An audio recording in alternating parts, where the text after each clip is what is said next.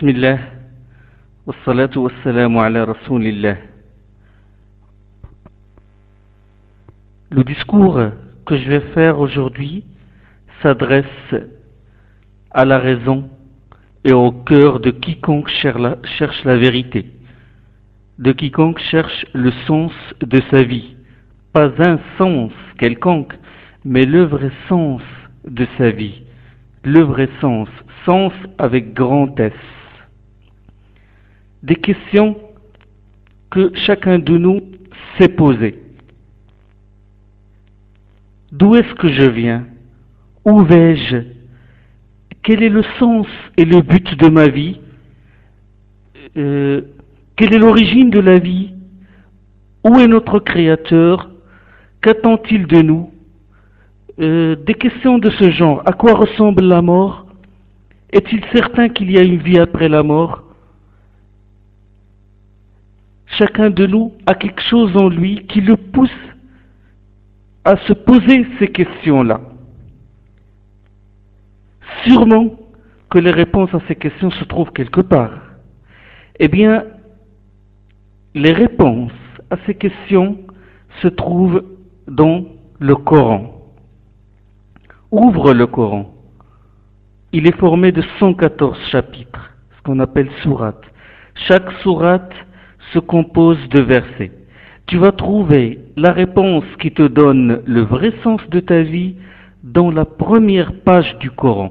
Donc il suffit d'ouvrir, il suffit de faire un petit geste pour trouver la réponse fondamentale que tu te poses. Tu n'as qu'à ouvrir cette page-là. Il commence par la sourate de l'ouverture, sourate al-Fatiha. À l'entête de cette sourate, il y a la formule suivante: au nom d'Allah, le tout miséricordieux, le très miséricordieux. Bismillahir-Rahmanir-Rahim. C'est une formule qui se trouve à l'entête de chaque sourate du Coran. Lis la suite, lis le premier verset de cette sourate. Le premier verset, c'est louange à Allah, le Seigneur des mondes. Alhamdulillahi Rabbil Alamin. Allah est le Seigneur des mondes. Donc le point de départ, ton point de départ est Allah.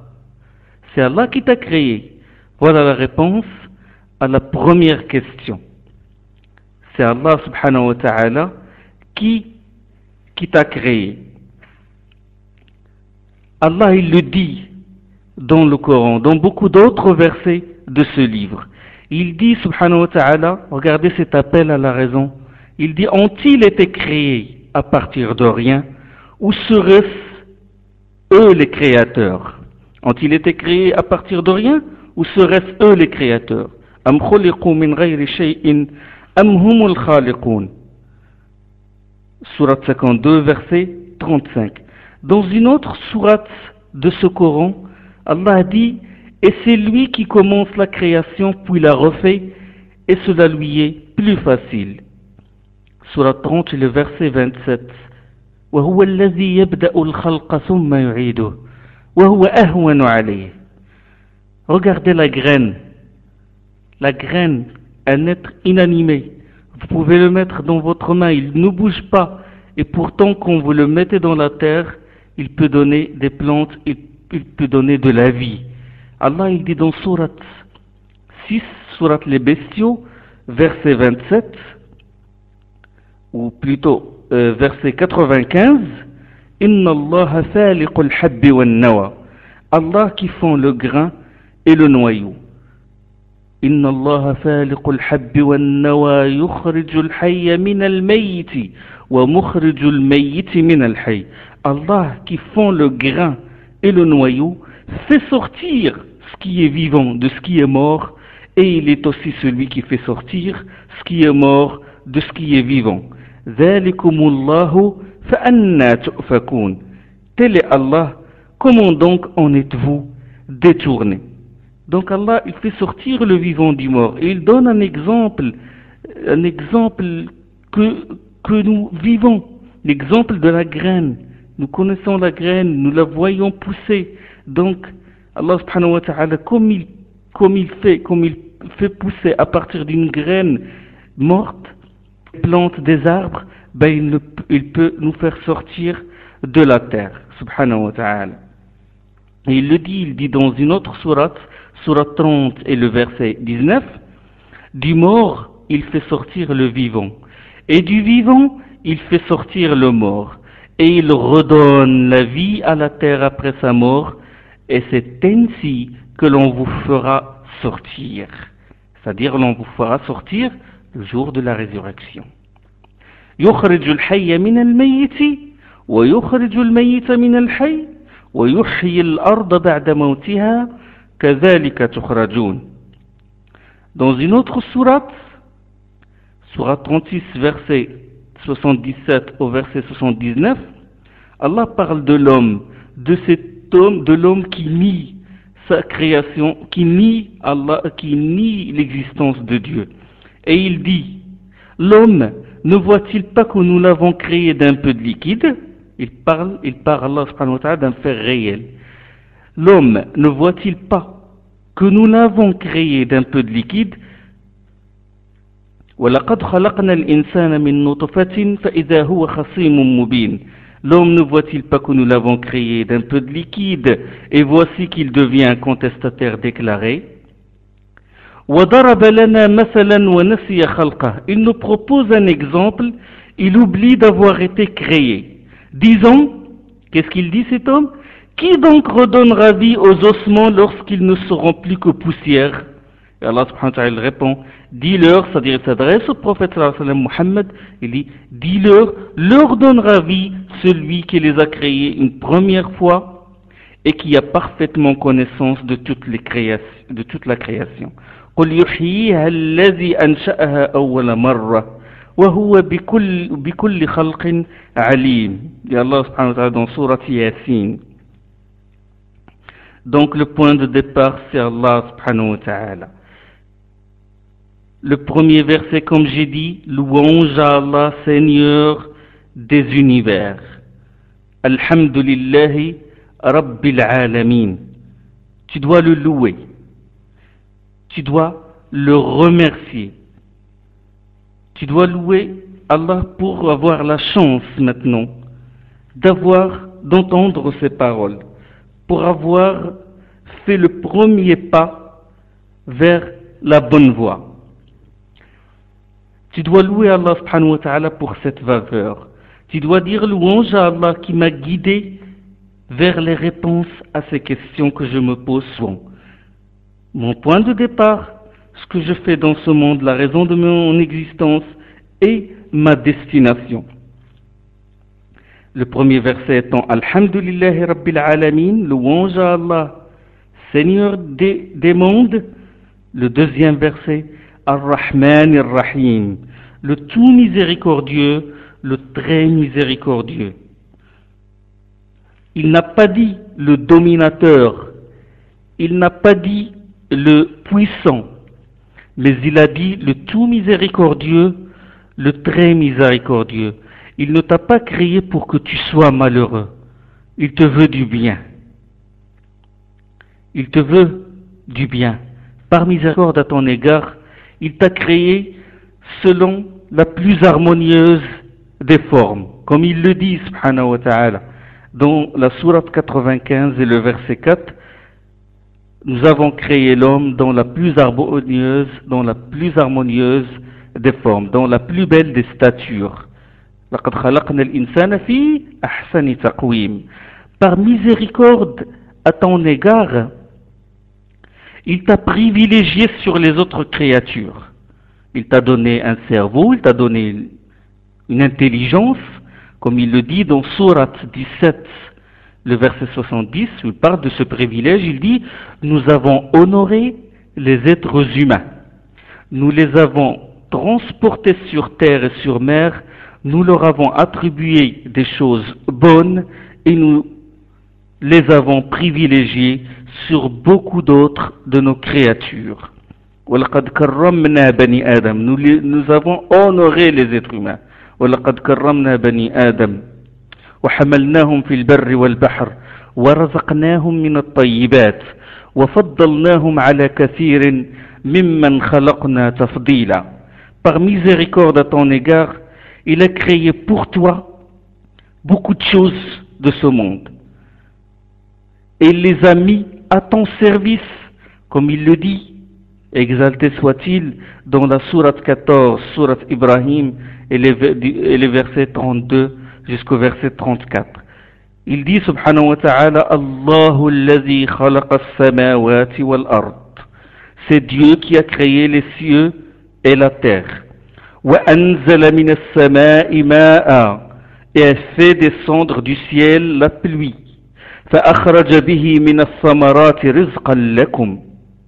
Au moyen de laquelle, au moyen de cette pluie, il fait pousser à votre intention, soulignez bien votre intention, il fait pousser à votre intention des fruits en guise de subsistance.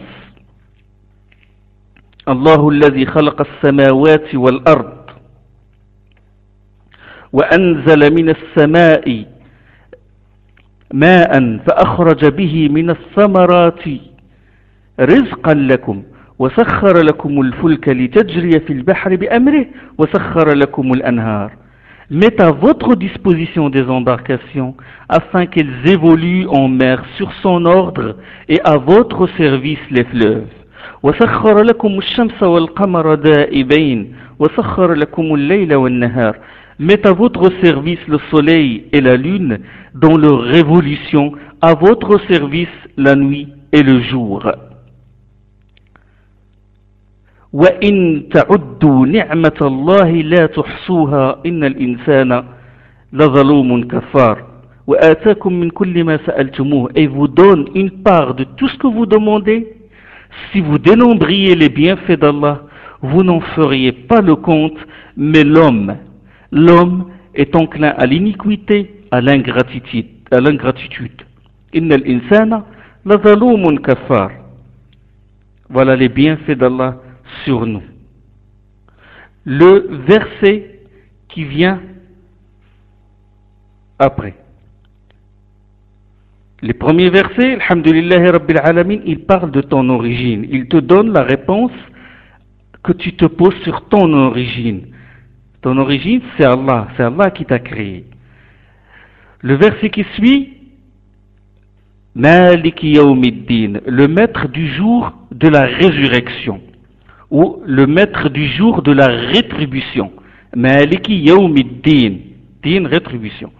Voilà la réponse à la troisième question. C'est que nous mourrons, puis Allah nous ressuscitera, puis nous jugera. C'est ça la réponse. La réponse, notre destination, c'est vers Allah. C'est qu'Allah va nous ressusciter et il va nous juger après. Le verset qui vient après, Iyyaka na'budu wa iyyaka nasta'in. C'est toi que nous adorons et c'est à toi que nous demandons l'aide. Voilà la réponse à la deuxième question. Iyyaka na'budu wa iyyaka nasta'in. Quelle est la raison de ma création, de mon existence? Qu'est-ce que je fais? Que dois-je faire dans ce monde? Que me demande Dieu? Tu es dans ce monde pour adorer celui qui t'a créé. Il t'a créé pour que tu l'adores, pour lui rendre culte, pour lui témoigner de la vénération et de l'amour, pour reconnaître ses bienfaits sur toi, pour suivre sa voie. Voilà la raison de ton existence. Il ne t'a pas créé comme ça, puis t'a abandonné. Il t'a abandonné comme ça, livré à toi-même. Non, non, non, non. Il le dit, subhanahu wa ta'ala, dans sourate 23 et le verset 115, il dit, pensiez-vous que nous vous avions créé en pure gratuité et que vous ne reviendriez pas à nous? أفحسبتم أنما خلقناكم عبثا وأنكم إلينا لا ترجعون. Pensiez-vous que vous nous avions créés en pure gratuité et que vous ne reviendriez pas à nous? فَتَعَالَى اللَّهُ الْمَلِكُ الْحَقِّ. Exalté soit Dieu, le roi, l'unique réalité, il n'est de Dieu que lui. exalté, il est élevé pour qu'il crée sa créature et qu'il la laisse comme ça livrée à elle-même. Il est au-delà de ça, à sa transcendance, subhanahu wa ta'ala. Il y a bien une raison de notre création. C'est toi que nous adorons et c'est toi que nous demandons l'aide. Pour l'adorer, nous avons bien sûr besoin de lui. Nous avons besoin de lui pour nous aider. C'est lui qui nous a créés, donc nous avons besoin de son aide physiquement et moralement. Et une autre chose, on ne sait pas comment l'adorer. Comment adorer Allah subhanahu wa ta'ala? On ne sait pas. C'est Allah qui nous montre comment l'adorer. Sinon, on va faire quoi pour lui rendre culte? On va faire quoi? On va allumer des bougies? On va comment? Et se recueillir devant lui? On va faire quoi? On va danser? On va chanter? On va faire quoi pour l'adorer? Donc nous avons besoin de lui pour nous montrer comment l'adorer. Et c'est effectivement cette demande qui se trouve dans le verset qui suit. Le verset qui, dans la sourate de l'ouverture. Ihdina as-sirata al-mustaqim. Guide-nous sur la voie de rectitude. C'est Allah.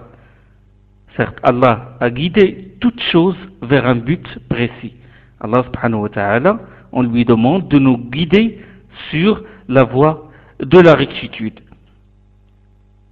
Il a, si vous voulez, ontologiquement, il a créé, il a guidé toute chose, il a guidé chaque cellule, chaque animal, chaque bactérie, chaque végétal à l'endroit où il l'a guidé à faire bon usage de ce dont il dispose. Il a guidé toute chose, subhanahu wa ta'ala.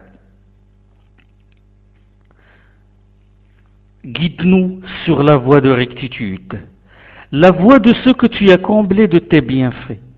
Ihdina as-sirata al-mustaqim, sirata alladhina an'amta alayhim.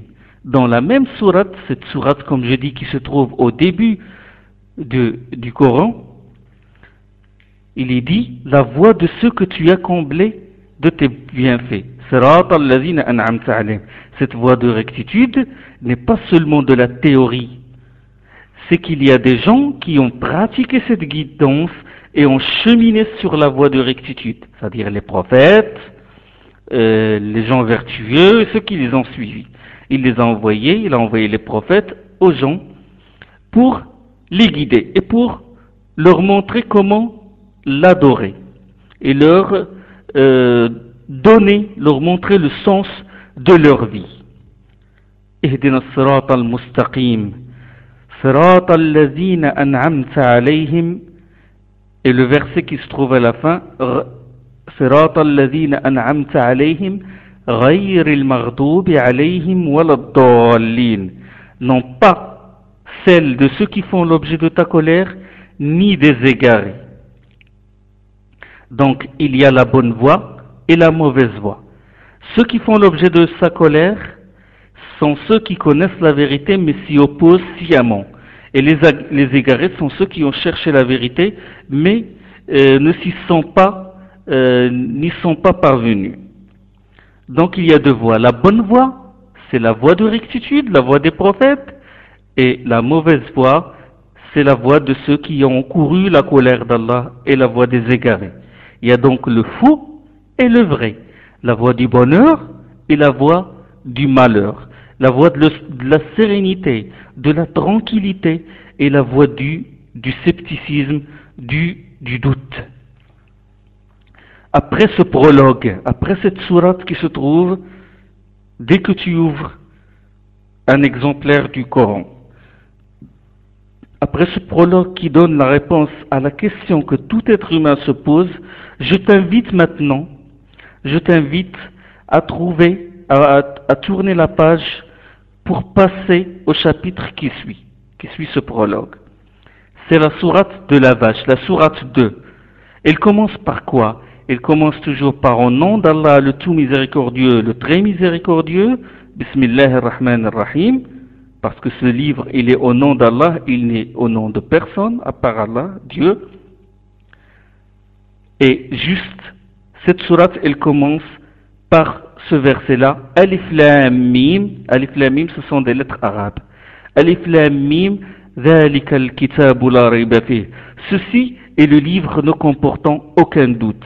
Un guide pour ceux qui craignent. ذلك الكتاب لا ريب فيه هدى للمتقين.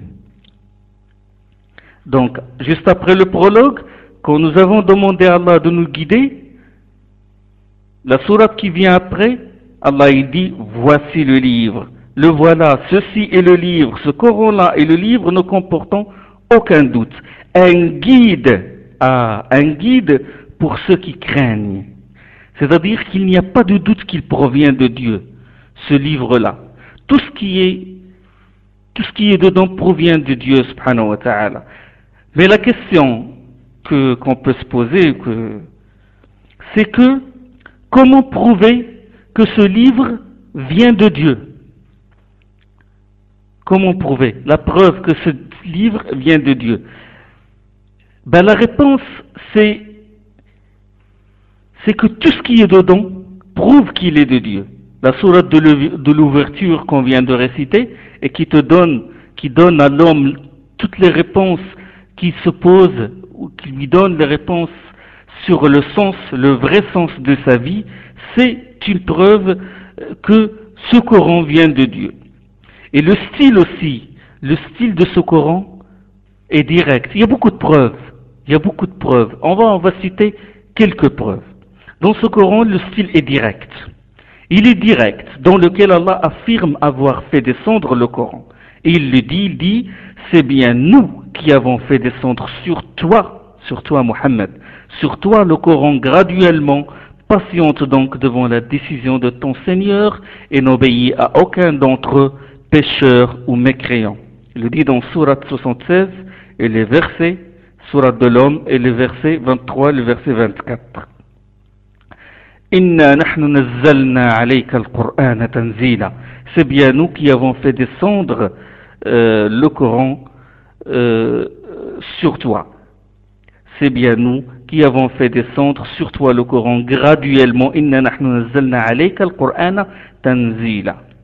Dans un autre verset, il dit wa innaka latulaqqa al-qawla wa innaka latulaqqa al-Qur'ana min ladun hakimin alim. Certes, tu reçois ce Coran de la part du très sage, du très savant. Sourate 27 et le verset 6. Donc Allah, il le dit directement que c'est lui qui a fait descendre ce Coran.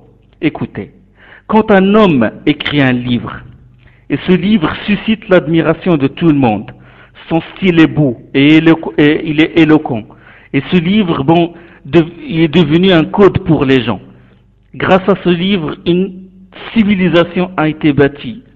Et ce livre a transformé les bédouins de l'Arabie en califes qui gouvernent les orients et les occidents de la terre. Ce livre-là, qui suscite l'admiration de tout le monde, et pourtant Mohammed, sallallahu alayhi wa sallam, à qui on attribue le Coran, dit « Ce n'est pas moi qui l'ai écrit, mais c'est Allah qui l'a fait descendre sur moi. » Imaginez, si quelqu'un écrit un livre, un écrivain fait un livre, et que quelqu'un d'autre a mis son nom à sa place, sûrement il va se révolter, et il va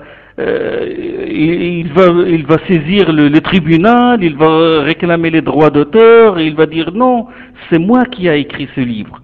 Mais là, ce livre-là qui est le Coran, sur laquelle toute une civilisation a été bâtie, et des millions et des millions de gens le récitent dans leurs prières, Mohammed à qui on attribue ce livre, il dit non, ce n'est pas moi qui l'ai écrit. Non, mais il est descendu, c'est Allah qui me l'a révélé. Donc ça laisse réfléchir. Comme autre preuve de la provenance du Coran d'Allah subhanahu wa ta'ala, c'est contrairement aux livres saints précédents, la Torah, l'évangile, les psaumes, etc., ce Coran n'a subi ni falsification, ni modification, ni changement. Il est resté intact, inchangé. Écoutez, vous savez une chose, c'est que si des mains étrangères interviennent sur un livre saint et l'altèrent en y ajoutant ce qu'ils veulent, en y omettant ce qu'ils veulent, ça y est, ce livre-là ne devient plus le livre de Dieu. C'est la parole qui est dedans n'est plus la parole de Dieu, quand des personnes le falsifient. Mais là, le Coran, que les gens récitent partout dans le monde durant 14 siècles, il est le même. Il est le même dans les Occidents et les Orients de la terre, et depuis 14 siècles, c'est le même Coran, les mêmes paroles. Si quelqu'un change ne serait-ce qu'une voyelle dans le Coran, on n'a pas besoin de réunir, je ne sais pas, un conseil œcuménique pour vérifier si ce mot a été changé ou si cette voyelle a été modifiée. Non, non, non. Il suffit de ramener un enfant de 9 ans, et même 6 ans maintenant, il y a des enfants de 6 ans qui apprennent le Coran par cœur. Un enfant de 9 ans ou de 6 ans suffit pour découvrir ce changement-là et cette erreur-là. Allah subhanahu wa ta'ala yaqul, Allah dit, Inna nahnu nazzalna dhikra wa inna lahu lahafidhun. C'est nous qui avons fait descendre ce rappel et c'est nous qui en assurons la garde. Il le dit dans Surat Al-Hijr, Surat 15 et le verset 9. C'est nous qui avons fait descendre ce rappel, c'est-à-dire le Coran, et c'est nous qui en assurons la garde. Il dit subhanahu wa ta'ala dans une autre sourate, la sourate 41 et le verset 42, le fou ne l'affecte ni de devant ni de derrière. C'est une révélation émanant du sage digne de louange. La ya'tihi al-batilu min bayni yadayhi wala min khalfihi tanzilun min hakimin hamid. Quelqu'un peut dire que son livre est exempt de toute erreur. Est-ce qu'un écrivain, n'importe qui, est-ce qu'il peut dire que son livre est exempt de toute erreur? Est-ce qu'il peut dire, par exemple, que son livre fait sortir les gens des ténèbres à la lumière? Est-ce qu'il peut dire que son livre est du mal qui range les poitrines? Est-ce que quelqu'un ose le dire?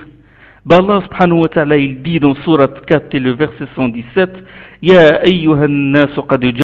Allah dit dans Surat 10, Surat Yunus, verset 53, aux gens, ce qui vous est venu de votre Seigneur, c'est une exhortation, une guérison de ce qui est dans les poitrines, une guidance et une miséricorde en faveur des croyants. Ya ayyuhan nasu qad ja'atkum maw'izatun min rabbikum wa shifaa'un lima fi as-sudur wa hudan wa rahmatun lil mu'minin. Quelqu'un peut dire que son livre est une exhortation, est une guérison de ce qui est dans la poitrine, est une guidance et une miséricorde en faveur des gens. Quelqu'un ose dire ça, sinon il va être ridiculisé. Parce que tout le monde, dans son livre, il y a des erreurs. Il dit, subhanahu wa ta'ala, dans Surat 16, Surat Al-Nahl, Surat les abeilles, verset 89, et nous avons fait descendre sur toi le livre en explication de toutes choses et comme guidance et miséricorde et bonne nouvelle aux musulmans. وَنَزَّلْنَا عَلَيْكَ الْكِتَابَ تِبْيَانًا لِكُلِّ شَيْءٍ وَهُدًى وَرَحْمَةً لِلْمُؤْمِنِينَ. Quelqu'un peut dire que c'est son livre et il vient expliquer toutes choses. Son livre est une guidance, son livre est une miséricorde. Et il dit, subhanahu wa ta'ala, dans Surat 38, verset 29, Kitabun anzalnahu ilayka mubarakun liyatadabbaru ayatih wa liyatadhakkara ulul albab. Voici un livre béni que nous avons fait descendre sur toi afin qu'il médite sur ces versets et que les doués de raison en tirent les leçons. Donc, un appel profond à la raison. Allah t'appelle et te dit, utilise ton cerveau. Médite sur ces versets. Il dit dans une autre sourate les femmes, sourate 4, أَفَلَا يَتَدَبَّرُونَ الْقُرْآنَ. Que ne médite-t-il pas sur le Coran? Pourquoi il ne médite pas sur le Coran? وَلَوْ كَانَ مِنْ عِنْدِ غَيْرِ اللَّهِ لَوَجَدُوا فِيهِ اخْتِلَافًا كَثِيرًا. Et s'il venait de quelqu'un d'autre qu'Allah, ils y trouveraient sûrement maintes contradictions. Donc Allah nous appelle nous appelle à utiliser notre raison pour méditer sur ces versets et pour déduire avec notre raison que c'est lui le Créateur et ce Coran vient de lui. Si ce n'est pas Allah qui a fait descendre ce livre, supposons, alors à qui attribuer ce livre? Il est là le Coran, avec ces versets que nous lisons, que les millions, les milliards de gens, il y a 14 siècles, comptez combien de musulmans qui lisent, qui récitent le Coran 5 fois par jour ou plus. Ce Coran-là, si c'est Allah qui ne l'a pas fait descendre, alors à qui l'attribuer? À Mohammed? Pour l'attribuer à Mohammed, il faut que Mohammed, il faut que Mohammed soit un grand écrivain. Mais Mohammed ne peut pas écrire. Ne peut pas écrire ce livre. Et il ne peut pas écrire des livres parce que tout simplement c'est un non-lettré, ummi. Je dis non-lettré, je ne dis pas illettré pour éviter toute connotation négative. Parce qu'à l'époque du prophète sallallahu alayhi wa sallam, à l'époque de Mohammed sallallahu alayhi wa sallam, la transmission du savoir se fait oralement. Et donc, Mohammed ne sait pas lire et ne sait pas écrire. Et il lui dit, Allah subhanahu wa ta'ala, dans surat Al-A'raf, la surat 7, le verset 158, il dit, croyez en Allah et en son envoyé, le prophète non lettré. Et bien sûr, Allah nous demande, il nous ordonne dans tout le Coran de chercher le savoir, d'apprendre à lire, d'apprendre à écrire. Il le dit, mais sa sagesse veut que Mohammed, veut que son message soit révélé à un homme qui ne sait pas lire. Mais Allah subhanahu wa ta'ala fait allusion à ça. Il dit la raison pour laquelle, bien sûr, Allah a missionné à ce monde un envoyé qui n'écrit pas et qui ne lit pas, relève bien sûr de sa grande sagesse. Et s'il savait lire et écrire, certains pourraient douter de la véracité, de la véridicité de son message, de l'authenticité de son message. Ils vont dire, bon, c'est un écrivain, c'est un grand écrivain, il a sûrement écrit le Coran. Et Allah a fait allusion à ça, il a fait allusion à cela dans sa parole, dans la sourate 29, la sourate l'araignée, l'Ankabut, verset 48, verset 49. Il dit, وَمَا كُنْتَ تَتْلُو مِنْ قَبْلِهِ مِنْ كِتَابٍ وَلَا تَخُطُّهُ بِيَمِينِكَ إِذًا لَارْتَابَ الْمُبْطِلُونَ. Avant ce livre-ci, tu ne récitais aucun livre et tu n'en écrivais aucun de ta main droite.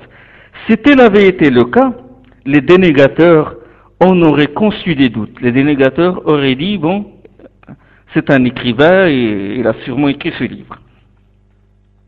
Et la suite de ce verset-là, Allah subhanahu wa ta'ala dit, mais il est bel et bien composé de versets explicites, c'est-à-dire des versets venant de lui, venant d'Allah, ancrés dans la poitrine de ceux qui ont reçu la science, et seuls les iniques opposent un déni à nos versets. بل هو آيات بينات في صدور الذين أوتوا العلم وما يجحد بآياتنا إلا الظالمون. Il dit aussi dans une autre sourate, dans sourate 42, le verset 52, وَكَذَلِكَ أَوْحَيْنَا إِلَيْكَ رُوحًا مِنْ أَمْرِنَا مَا كُنْتَ تَدْرِي مَا الْكِتَابُ وَلَا الْإِيمَانُ وَلَكِنْ جَعَلْنَاهُ نُورًا نَهْدِي بِهِ مَنْ نَشَاءُ مِنْ عِبَادِنَا. Ainsi t'avons-nous révélé un esprit ça veut dire le Coran, un esprit procédant de notre ordre, quand tu ignorais ce qui est le livre, non plus que la foi, mais nous en fîmes, mais nous en fîmes une lumière dont nous guidons qui nous voulons d'entre nos adorateurs. Allah ne savait pas ce qu'est le livre, il ne savait pas ce qu'est la foi, mais c'est Allah, Muhammad sallallahu alayhi wa sallam ne savait pas ce qu'est le livre, il ne savait pas ce qu'est la foi, mais c'est Allah subhanahu wa ta'ala qui a mis cette lumière dans son cœur. Comme autre preuve que ce livre, le Coran, vient d'Allah, c'est le défi qu'Allah a lancé aux créatures. Il leur a lancé le défi de faire un livre qui ressemble au Coran, un livre qui rivalise d'éloquence avec le Coran. Et il le dit, subhanahu wa ta'ala, dans Surat al-Isra, Surat 17, le verset 88, il dit قُلْ لَإِنِ اجْتَمَعَتِ الْإِنسُ أو قُلْ لَإِنِ اجْتَمَعَتِ الْجِنُّ وَالْإِنسُ على أن يأتوا بمثل هذا القرآن لا يأتون بمثله ولو كان بعضهم لبعض ظهيرا. Dit, si les djinns et les hommes unissaient leurs efforts en vue de produire un Coran semblable à celui-ci, ils échoueraient dans leurs tentatives, même s'ils se soutenaient mutuellement. Défi lancé par Allah, 14 siècles plus tard, personne n'a relevé le défi. Personne n'a osé produire un livre comme le Coran. Quand ils n'ont pas pu relever le défi, Allah a lancé un autre défi. Il a dit d'accord, vous ne pouvez pas produire un livre comme le Coran. Et Allah subhanahu wa ta'ala a fait des concessions. Il leur a lancé un autre défi. Cet autre défi se trouve dans la sourate Hud, les versets 13 et 14. Am yaquluna aftarah. Il dit Allah subhanahu wa ta'ala, ou bien disent-ils, il l'a inventé. Ou bien disent-ils, c'est un faux de lui. Am yaquluna aftarah. Qul, dit, il s'adresse au prophète Mohammed, dit, eh bien, amenez 10 sourates semblables à cela, pareillement inventées. قل فأتوا بعشر صور مثله مفتريات. Dit, eh bien, amenez 10 sourates semblables à cela, pareillement inventées. وادعوا من استطعتم من دون الله إن كنتم صادقين. Et hormis Allah, appelez qui vous voulez à votre aide si vous êtes véridique. وادعوا من استطعتم من دون الله إن كنتم صادقين. Appelez tout le monde si vous êtes véridique pour produire ne serait-ce que 10 sourates. فإن لم يستجيبوا لكم فاعلموا أنما أنزل بعلم الله. Et comme ils ne peuvent s'exécuter, sachez que c'est par la science d'Allah qu'il est descendu. La ilaha illahu fahal antum muslimun. Nul n'est en droit d'être adoré que lui. Vous soumettez-vous donc à lui. Donc le défi a été lancé pour 10 sourates. Personne n'a relevé le défi. Et 14 siècles, jusqu'aujourd'hui, personne n'a relevé ce défi. Personne n'a pu produire ne serait-ce que 10 sourates. Puis Allah subhanahu wa ta'ala, il dit, d'accord, vous ne pouvez pas amener un Coran semblable à celui-là. Vous n'avez pas pu produire 10 sourates. Je lance un autre défi. Dans sourate 2, versets 23-24, وَإِن كُنتُمْ فِي رَيْبٍ مِّمَّا نَزَّلْنَا عَلَى عَبْدِنَا فَأْتُوا بِسُورَةٍ مِّن مِّثْلِهِ. Et si vous êtes dans le doute au sujet de ce que nous avons fait descendre sur notre serviteur, ça veut dire Mohammed, sur notre serviteur, produisez donc une sourate provenant d'un discours qui lui soit semblable. Et pour ce faire, appelez vos aides en dehors d'Allah si vous êtes sincères. Voilà un défi. Appelez tous vos aides, tous vos philosophes, tous vos sages, pour faire un seul, ne serait-ce qu'une seule sourate, un seul chapitre, comme celui-là, comme celui du Coran. وَإِن كُنتُمْ فِي رَيْبٍ مِّمَّا نَزَّلْنَا عَلَى عَبْدِنَا فَأْتُوا بِسُورَةٍ مِّن مِّثْلِهِ وَادْعُوا شُهَدَاءَكُم مِّن دُونِ اللَّهِ إِن كُنتُمْ صَادِقِينَ فَإِن لَّمْ تَفْعَلُوا وَلَن تَفْعَلُوا. La suite du verset, à défaut de le faire, et vous ne le ferez certes pas. فَاتَّقُوا النَّارَ الَّتِي وَقُودُهَا النَّاسُ وَالْحِجَارَةُ. Préservez-vous donc de ce feu dont le combustible est constitué de gens et de pierres et qui est préparé pour les mécréants. dans Surat Yunus, Surat 10, verset 38-39, ce même défi a été lancé, où Allah subhanahu wa ta'ala dit Am yaquluna iftarah, qul fa'tu bi suratin mithlih. Ou bien prétendent-ils qu'il l'a inventé? Ils prétendent que Mohammed l'a inventé. Ou bien prétendent-ils qu'il l'a inventé? Dis-leur, ô Mohammed, dis-leur, réponds. Produisez donc une sourate semblable à ceci et appelez à votre aide n'importe qui vous pouvez en dehors d'Allah si vous êtes véridique. أم يقولون افتراه قل فأتوا بسورة مثله وادعوا من استطعتم من دون الله إن كنتم صادقين بل كذبوا بما لم يحيطوا به ولما يأتهم تأويله. Maintenant, ils se bornent à démentir ce que leur connaissance est loin d'embrasser. Voilà ce qu'a dit Allah subhanahu wa ta'ala dans Surat 10 et les versets 38 et le verset 39. Donc, défi lancé, personne n'a relevé ce défi-là. Comme autre preuve, vous savez, on va mettre de côté tout ça. Et on va supposer que Mohammed est un génie. D'accord? Mais bon, est-ce que Mohammed dispose d'un ordinateur? Je dis ça. Bon, Mohammed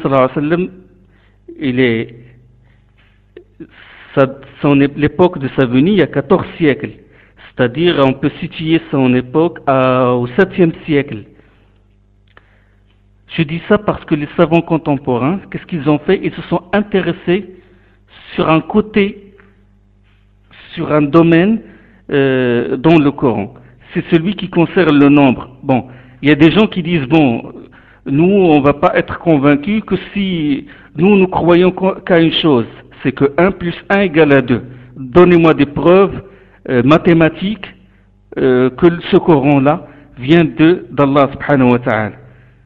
Nous leur disons oui, nous avons cette preuve. Et dans le nombre de certains mots, il y a un sens. Et je vais vous donner un exemple qui facilite la chose. Vous allez compter, par exemple, le mot dunya, la vie. Ce mot-là, il s'est répété 115 fois dans le Coran. Et, subhanallah, ce nom, il est exactement le même que celui de l'akhira, c'est-à-dire du mot qui est l'au-delà. Donc, le mot monde ici-bas, il est compté, quand on le compte dans le Coran, il se répète 115 fois, et l'au-delà, akhira, il se répète 115 fois. Le même nombre. La vie, le mot vie, et tous les mots qui dérivent du mot vie, ça veut dire vivant, vécu, il se répète 145 fois dans le Coran. Et la mort et tous les noms qui ont la même racine que la mort, maut, il se répète aussi 145 fois dans le Coran. As-salihat, c'est-à-dire les bonnes actions. Le terme salihat est tout ce qui dérive de ce terme-là. Il se répète 167 fois, salihat. Et sayyi'at, les mauvaises actions, se répètent aussi 167 fois dans le Coran. Al-mahabba, l'amour, le terme mahabba, il se répète 83 fois dans le Coran. At-ta'a, l'obéissance, se répète exactement 83 dans le Coran. Ça veut dire, c'est un message qu'Allah nous donne, que si nous l'aimons, nous devons lui obéir, nous devons suivre sa voie. Al-Huda, la guidance ou la guidée, il se répète 79 fois dans le Coran. C'est comme ça que les chercheurs ont compté les mots dans le Coran. Al-Huda 79 fois dans le Coran. Et Ar-Rahma, miséricorde, il se répète 79 fois dans le Coran. Ça veut dire que par miséricorde à notre égard, Allah nous a guidés. L'adversité, elle se répète, shidda, elle se répète 102 fois dans le Coran. Et as-sabr, la patience, se répète 102 fois dans le Coran. Ça veut dire quoi? Ça veut dire que devant l'adversité, nous devons prendre patience.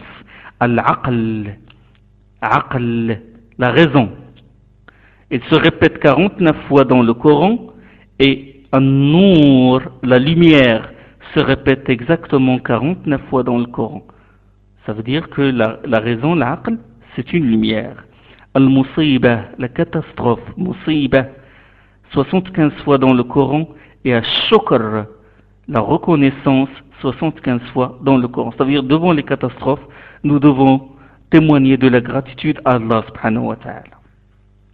Nous ne devons pas nous consterner, nous ne devons pas nous énerver, nous révolter et manifester toute émotion violente.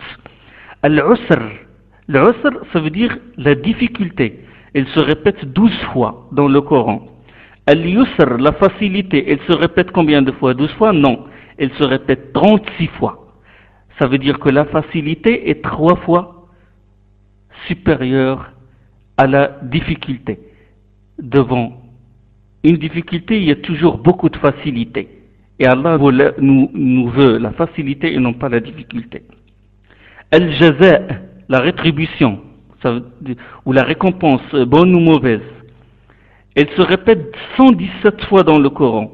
Al-Maghfirah, le pardon, se répète 234 fois dans le Coran. Ça veut dire que le pardon est le double de la rétribution.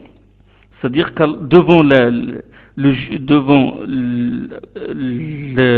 jugement, ça veut dire qu'Allah, dans le jugement, est plus pardonneur et miséricordieux. Al-Fujjar, les pervers, se répètent 3 fois. Al-Fujjar, 3 fois. Et Al-Abrar, les pieux, se répètent 6 fois. Ça veut dire le double. Ash-Shahr, le mois. Devinez combien de fois se répète terme mois. Mois, M-O-I-S, le mois. Il se répète 12 fois dans le Coran. Quel message veut Allah subhanahu wa ta'ala nous lancer? C'est que l'année est constituée de 12 mois. Et le terme yaoum, jour, il se répète 365 fois dans le Coran. Ça veut dire que l'année est constituée de 365 jours. Rajul, homme, comme ça, homme au singulier. Il se répète 24 fois dans le Coran. Et femme au singulier se répète exactement 24 fois dans le Coran. La parité dans le Coran. C'est-à-dire que l'homme et la femme sont égaux devant les lois d'Allah. Akh, frère, au singulier se répète 4 fois. Et Ukht, sœur, il se répète 4 fois dans le Coran. Égalité. En plus, ces noms-là, ils ne sont pas situés dans une même sourate ou dans un même verset. C'est-à-dire que tu peux trouver par exemple Al-Mahabba dans un verset et At-Ta'a dans un autre verset. L'amour dans un verset et l'obéissance dans un autre verset. C'est-à-dire qu'ils ne se trouvent pas dans un seul verset ou dans une seule sourate. Muhammad, le nom Muhammad, Muhammad, il est cité 4 fois dans le Coran. C'est facile pour compter ces termes-là. Même pour quelqu'un qui ne connaît pas la langue arabe, il suffit de mémoriser les lettres en arabe et puis il les compte sur le Coran. Muhammad, 4 fois. La charia, la religion, loi, il est répété 4 fois. Ça veut dire que Muhammad est venu avec une religion complète, une religion et une législation. Lisan, la langue, il se répète 25 fois dans le Coran. Al-Maw'izah, l'exhortation, il se répète exactement 25 fois dans le Coran. Ça veut dire, quel message veut nous lancer Allah? C'est que notre langue doit être utilisée pour l'exhortation, pour les belles paroles. Ar-Raghba, c'est l'espoir ou le désir. 8 fois. Ar-Rahba, c'est la crainte. Elle est répétée 8 fois. Vous avez remarqué qu'il y a une correspondance entre ces mots. Il y a aussi As-Sirr, le secret.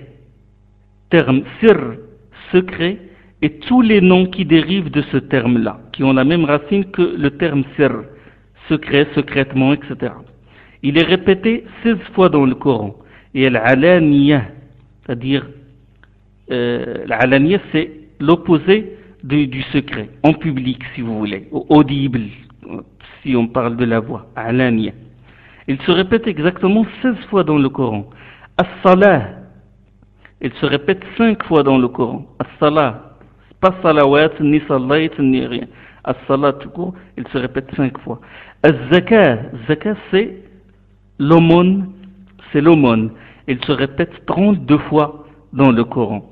Et al-baraka, la bénédiction, se répète exactement 32 fois dans le Coran. Quel message veut nous lancer Allah subhanahu wa ta'ala par cette correspondance? Ça veut dire que quand on donne, quand on aide les pauvres, quand on aide son voisin, on aide autrui, Allah subhanahu wa ta'ala nous met de la bénédiction dans notre fortune ou dans nos biens. As-sahara, ou plutôt as-sihr. As-sihr, la sorcellerie. Le terme sihr, il se répète 60 fois dans le Coran. Et le terme fitna, trouble, il se répète 60 fois dans le Coran. Ça veut dire qu'il y a une correspondance entre la sorcellerie, la magie et la fitna et le trouble ou la tentation ou la sédition. Al-iman, la foi, 17 fois dans le Coran. Al-kufr, la mécréance, la dénégation, 17 fois dans le Coran. Al-nafa'a, l'utilité, 50 fois dans le Coran. Al-fasad, la corruption, 50 fois dans le Coran, le même nombre exactement. An-nas, les gens, 368 fois dans le Coran. Ar-rusul, les envoyés, 368 fois dans le Coran. C'est quel message Allah veut nous lancer? C'est que à chaque communauté, Allah a envoyé des prophètes et des envoyés. Ad-dalloun, les égarés, 17 fois. Al-mawta, les morts, 17 fois. Ça veut dire quoi? Que les égarés sont des morts. Les gens qui n'ont pas de foi, les gens qui ne pensent pas à leur origine, qui ne pensent pas au sens de leur vie, qui ne pensent pas à leur destination finale, ce sont des morts déjà. Al-Muslimoun, les musulmans, 41 fois. Al-Jihad, la lutte ou l'effort, que ce soit sur soi-même ou contre l'ennemi, 41 fois dans le Coran. Ça veut dire que les musulmans doivent lutter pour propager le message divin. Tout ça, c'est des coïncidences? Répondez-moi, sincèrement.